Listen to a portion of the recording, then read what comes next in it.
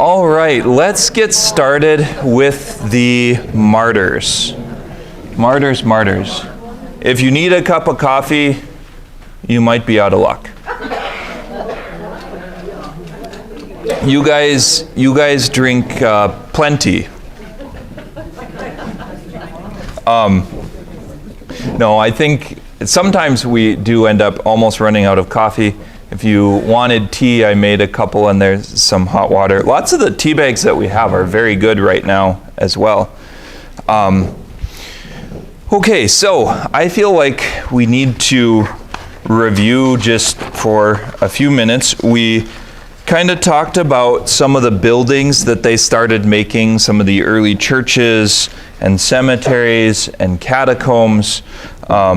We spent a little bit of time with some of the early art and the different kinds of art, the different artistic things.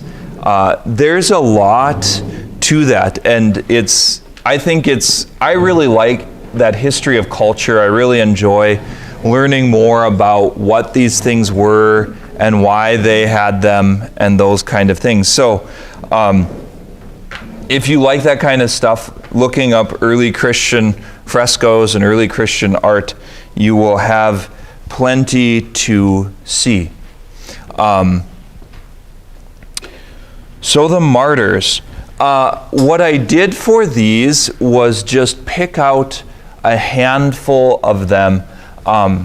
I would encourage you, if you have others and stories of saints that you're interested in, just to look them up. You can find lots of great things. That New Advent Catholic Encyclopedia, where a lot of the articles at the beginning of the handouts have been, they have articles on practically every saint.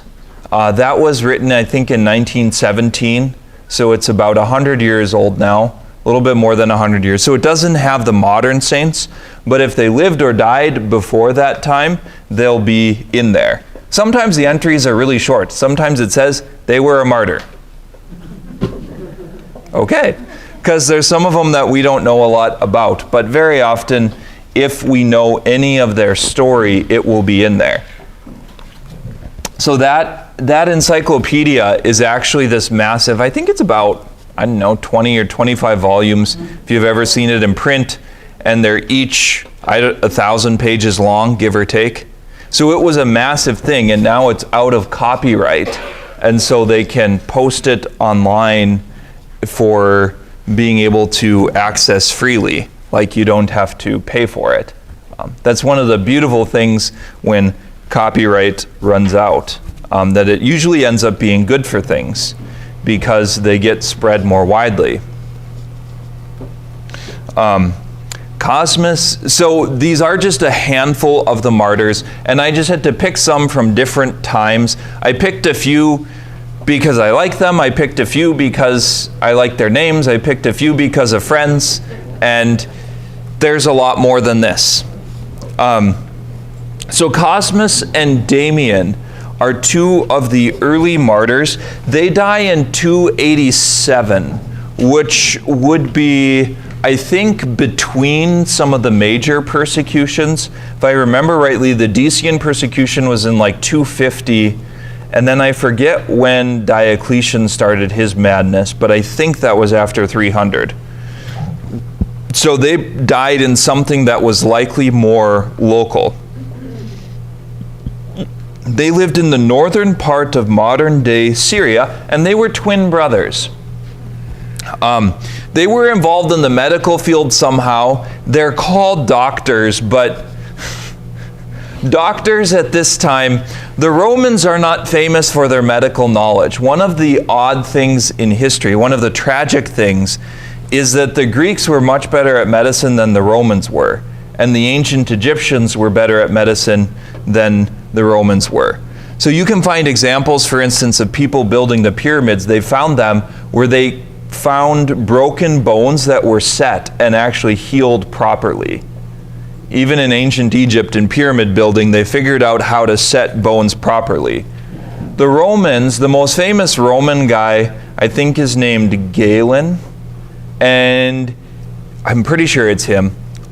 He proposes the idea of the four humors, if you've ever heard of them. What is it? Phlegm and something and blood and black bile and yellow bile or something. I don't know. Anyway, like that theory, so bloodletting and lots of those different things, people having too much blood and too little blood.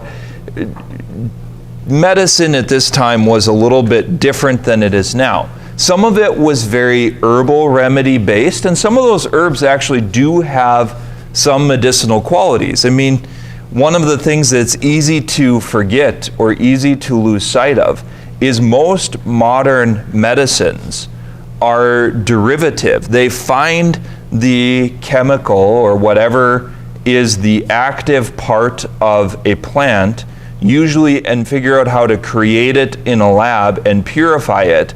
And then they mix that chemical, by chemical I mean like organic compound of some kind, with other things that help stabilize it and help your body process it well. So for instance, lots of blood thinning medications come from leeches, because leeches make compounds in their saliva that prevents your blood from clotting. And so now we can analyze some of these compounds, and so if you look at research, they're often doing things like, growing specialized plants and breeding specialized plants and looking at traditional herbal remedies from areas that haven't been as well explored, because that's where a lot of medicinal stuff comes from. We use the same thing in lots of ways. Stevia is becoming a sweetener for lots of people because it's very low calorie or no calorie, and I think it has very little effect on your glycemic index, so it's good for us in that way. And that's a compound from a plant root that's been purified and synthesized. Maybe not synthesized, they might grow that one. But I think it's good to kind of see that even modern medicine, in a way, isn't all that different. We just have better tools to figure out what's actually helpful and what wasn't.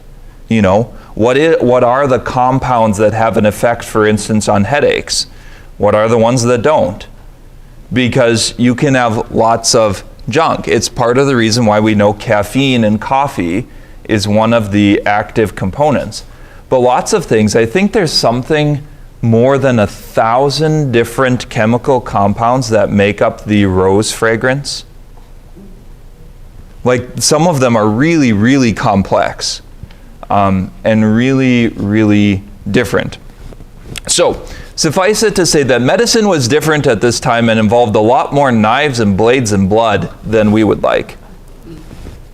But they were in the medical field, and they were doctors, and they became famous because they frequently did not accept payment for their services. They did it to genuinely help people. And I don't know if they were born Christian or not, or if they became Christian later. But they're eventually arrested and ordered to recant their Christian faith. I think one of the stories is that they didn't charge for their services, and the other pagan doctors or the other medical people got angry and so reported them to the magistrate, because they were like, if these guys don't charge and we do, then everyone hates us and likes them. And so they get reported to the magistrate and they refuse to recant, and they die as martyrs with 3 other brothers. And for some reason or another, this happens in history. They become some of the most celebrated martyrs in ancient Rome. So there's certain stories that they just grabbed onto. Maybe it was because there was a lot of sickness that went around, lots of diseases were prevalent, but these 2 become the patron saint of just about everything in the medical field. Doctors, I wouldn't be surprised if they're patron saints of nurses, and all sorts of other things. They're 2 great early martyrs, and their remains, at least some of their remains, are in that basilica that I described. I showed you the picture of that that mosaic with Jesus, the Good Shepherd, in the middle of it. I think that's on one of the earlier pages. Or Yeah, on page 79, that mosaic is in their church in Rome, the church of Saints Cosmas and Damian. I guess, oh yeah, this one is kind of a good shepherd. You can see the sheep on the bottom. They're kind of funny looking sheep. They're very muscular.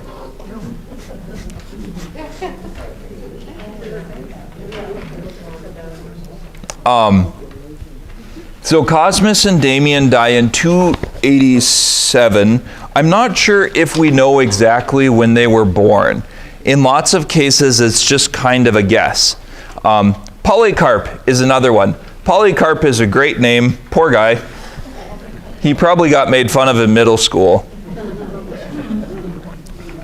Maybe people had lots of strange names at that time. So St. Polycarp was the bishop of a church in Syria, Smyrna, it's in Syria.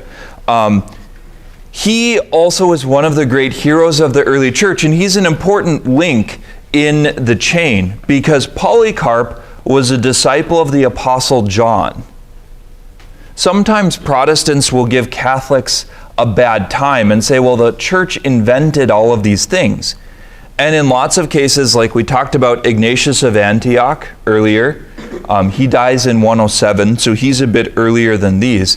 But like Ignatius of Antioch was a disciple of St. Peter. Polycarp is a disciple of St. John, the apostle. And Irenaeus of Lyon, I don't remember if we talked about him already or if he's upcoming. He's probably upcoming. I wrote about him already, that's why I'm wondering. Irenaeus of Lyon, who ends up in France, Lyon, France, is a disciple of St. Polycarp.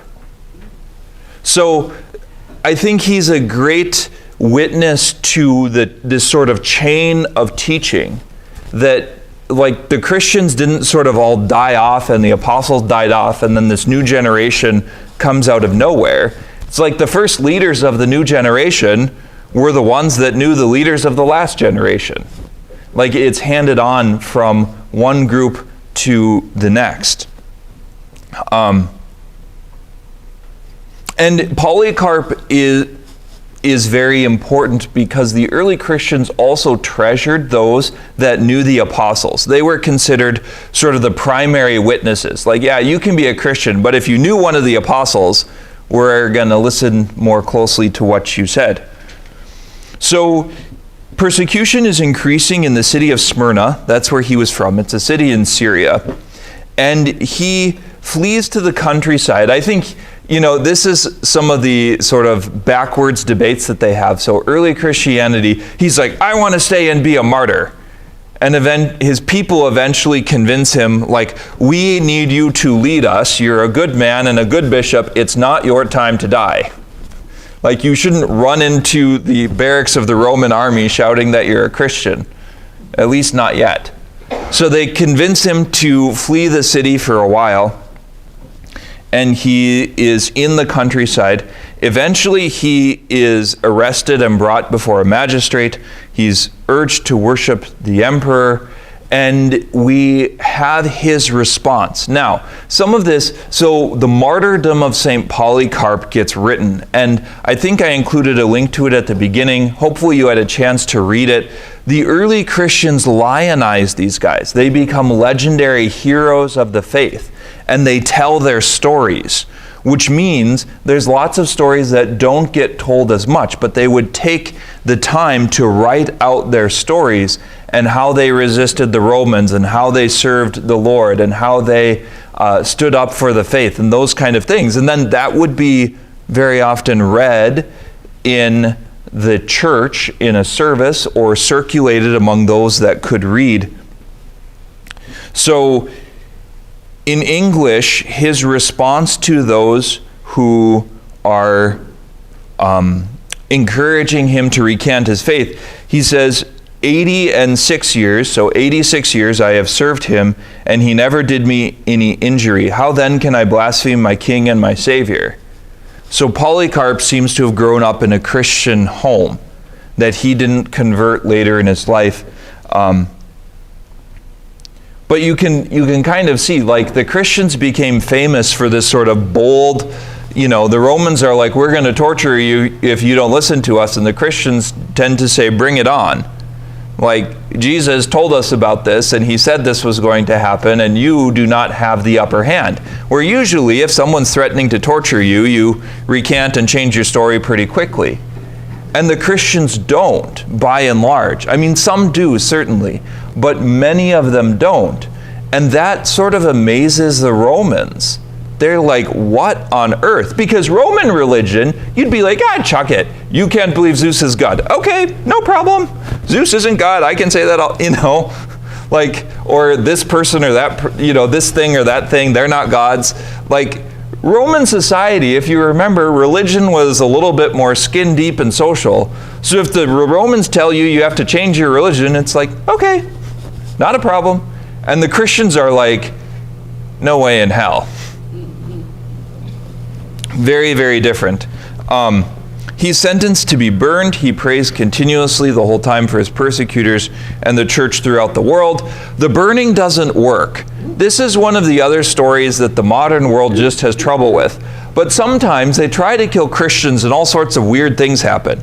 Try to cut off their heads with an axe, and the axe splinters, and the person's fine. They try to burn people, and they become like inflammable. And usually it's like they get kind of freaked out and start thinking that there's some kind of demons or gods, and so they tend to then take a bit more drastic measures. So in this case, they try to burn him, it doesn't work, so they stab him with a dagger, and then he actually does die. The Christians collect his bones after he died to save them as relics, and they write his story as an honor, and they send it off to another church. Like, look at our bishop. Look at how boldly he stood for the faith. And there's a goodness to that. I'm not saying that is like a prideful thing. Like, there's some pride involved in it, but it helps inspire other people. And because their stories were written down, they survived. I mean, think of how many hundreds of millions of people died in the Roman world, and we don't have a clue of who they were, or where they lived, or when they were born. Their graves probably are forgotten. But these men and women that weren't very important in the eyes of the world have been remembered throughout history. Sebastian. Oh, Diocletian's persecution must be earlier, because we have his death in 288, and the sources said that he died in the persecution of Diocletian. So, maybe Cosmas and Damian are likely in the persecution of Diocletian as well then. I thought it didn't start until after 300, but it might be earlier. Although I think his is special. So, Sebastian seems to have been from southern France. He enters the army and becomes captain of the Praetorian Guard. The Praetorian Guard is the name of the group of soldiers that was the bodyguard of the emperor himself. He works, so somehow he gets involved in prison stuff, in overseeing a jail, and he helps convert many of the people in prison when some Christians were arrested. And here's their story. Sebastian gets accused before Diocletian himself, and he's sentenced to death. He's tied to a post and shot with a bunch of arrows. That's why in almost every depiction you see him, he's got arrows coming out everywhere. In this case, it looks like their aim wasn't very good, which probably isn't very true. He is nursed back to health by a woman named Irene of Rome. And then, just to stick it to the emperor, he publicly rebukes him for being a bad guy and, doing this to him. Later, his relics were found, so he ends up beaten to death. After he accuses the emperor, I think he does it publicly in the Roman Forum, and soldiers or guards or people around come and beat him, and they kill him. Later, his relics were found. He becomes connected later with, he becomes a patron saint of plague victims because his arrow wounds look like plague sores.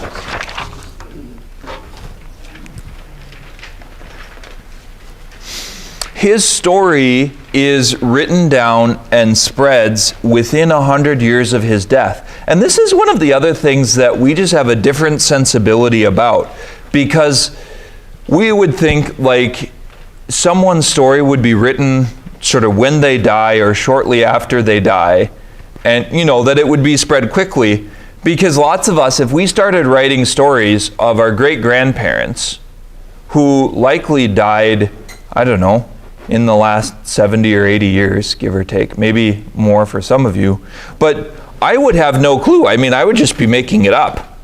I only got to meet one of my great-grandparents. Only one of them was still alive after I was born. And I don't really remember her very much. Like, I don't remember talking to her. By the time that I was around, she was in a nursing home. So I would just be making it up. Did the early Christians do some of this? Yeah, probably. Some of the stories we think now aren't quite as literal, like pen in hand, as they make it sound. They become famous, for instance, for writing letters, sort of like the Apostle Peter to the church in Gaul, and it was written in like 500. Sometimes they did it to give more authority to what they were saying. Not all of it is bad, but some of it is just sort of funny, where it's like, okay, you're not the Apostle Peter. And I don't know, somehow lying and telling the truth got a little mixed up. So, not every story is necessarily, we might get to heaven and find out some of these, maybe not the great martyrs, but especially some of the lesser known ones, died in ways that are a little bit different than the stories that are told. That's okay. Saints Perpetua and Felicity, these two die earlier in North Africa, in Carthage. So Carthage is close to modern day Tunisia. What's the capital of Tunisia? Tunis. So modern day Tunis in Tunisia. If you look up the coast a little bit, that's where the ruins of ancient Carthage are. Ancient Carthage, in the time before this, like 500 years before this, was the great foe of ancient Rome. Hannibal and the guy that marched elephants, and those people, those are the Carthaginians. They were sailors. They're genetically related to the Philistines and the Phoenicians. They're part of this group that we would call the Sea Peoples. If you remember that group that settles in after 1200 BC or so, when the world kind of changes, end of Bronze Age, beginning of the Iron Age.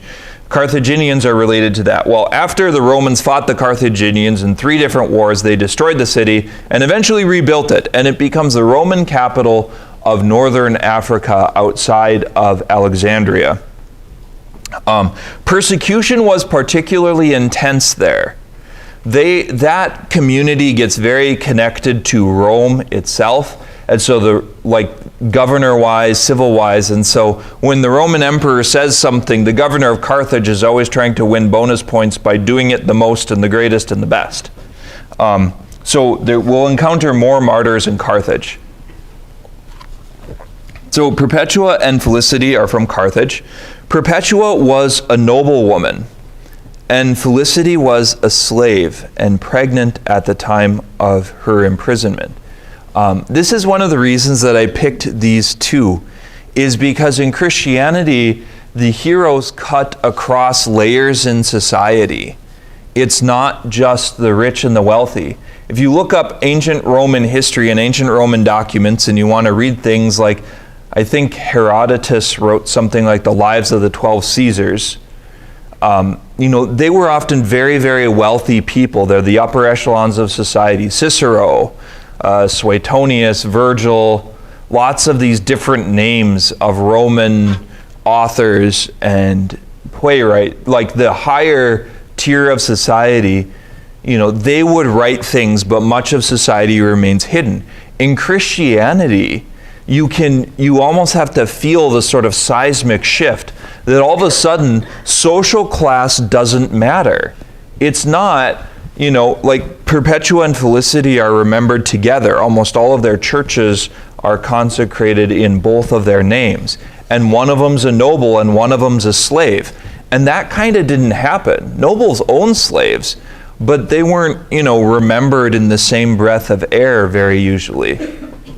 So Christianity is starting to change that dynamic. Roman society was very, very stratified.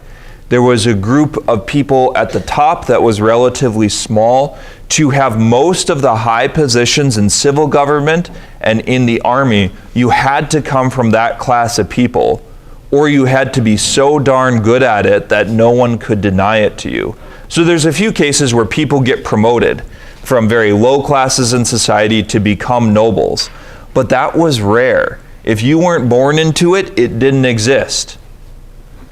And in Christianity, there's sort of like tear that rule book in half and throw it to the wind, because everyone can be a Christian. Everyone can follow Jesus. Everyone can go to heaven. And it doesn't matter if you're a slave or a rich person or the emperor. Like, the door is open for everyone. That's why I picked these two. There were three others.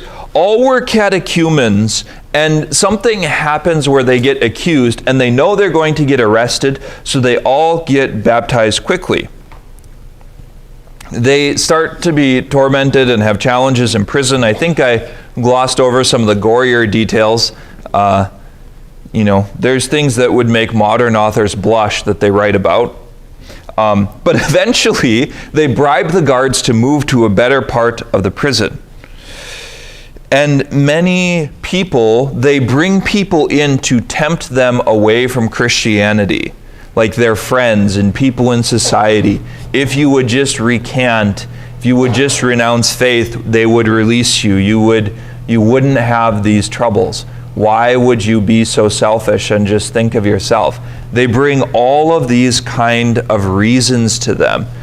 And I think this is a good place to pause and just consider. It's hard to hold on to faith in difficult circumstances.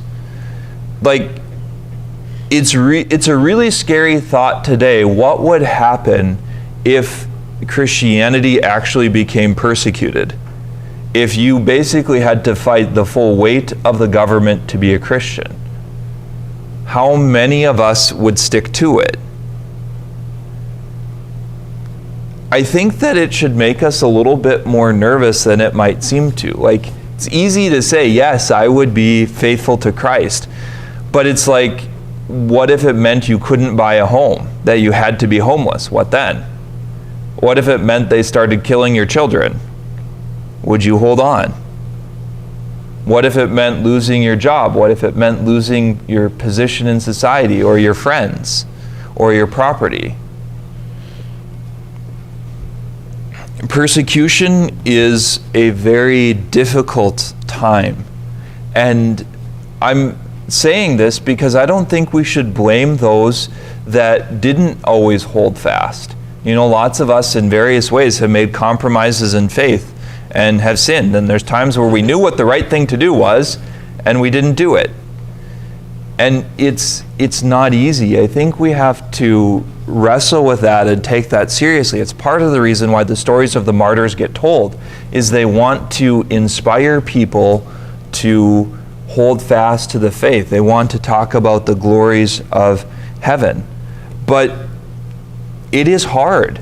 And as persecution increases, especially as it becomes empire-wide under Decius and later under Diocletian, it becomes increasingly more difficult, and more people turn away from faith.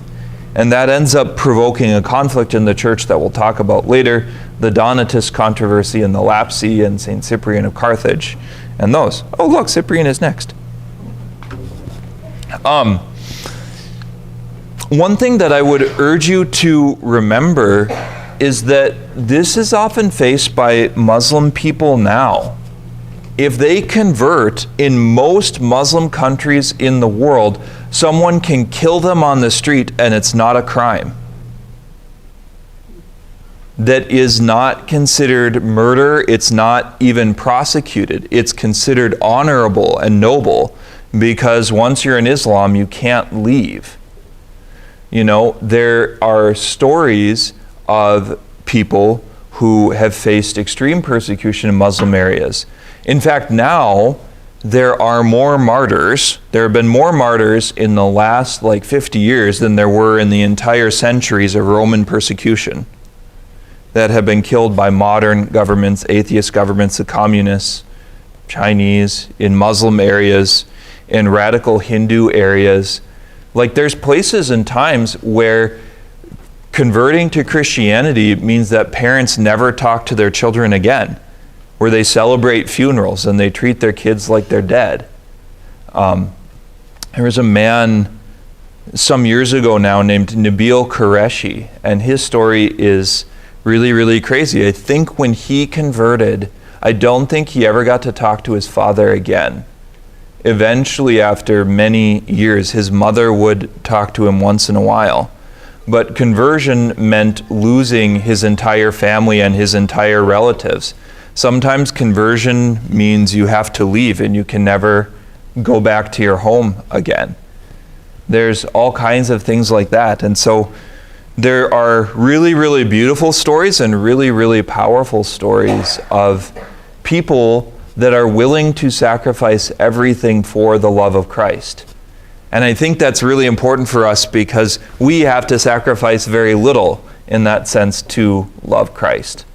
And I think that should make us a little bit more wary, a little bit more appreciative of what we have, like the ability to come and do a Bible study.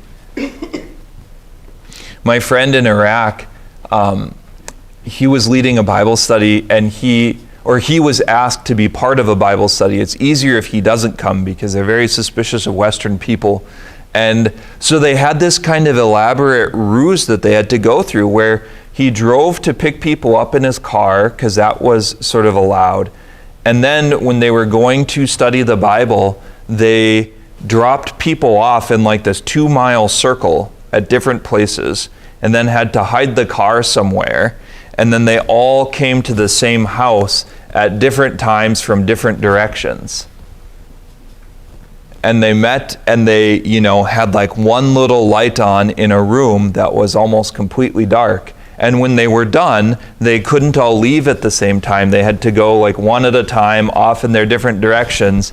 And then someone went and got the car and drove around for an hour and a half to pick people up and then take them back to their homes. So that kind of stuff does still happen. I'm not sure if as many of you would come to Bible study if it took that much work to get here. It's hard enough to convince yourself to come when it's icy or snowy outside. Perpetua has a young child who she brings, her child is brought to her in prison. And think about this as a mother. I think this is one of the other threats that they have. You can go back and be with your child if you renounce your faith. And her child was recently born. But they refuse. They refuse to sacrifice to the emperor. They're condemned to death by wild beasts. They end up wounded by the animals and then killed by swords later.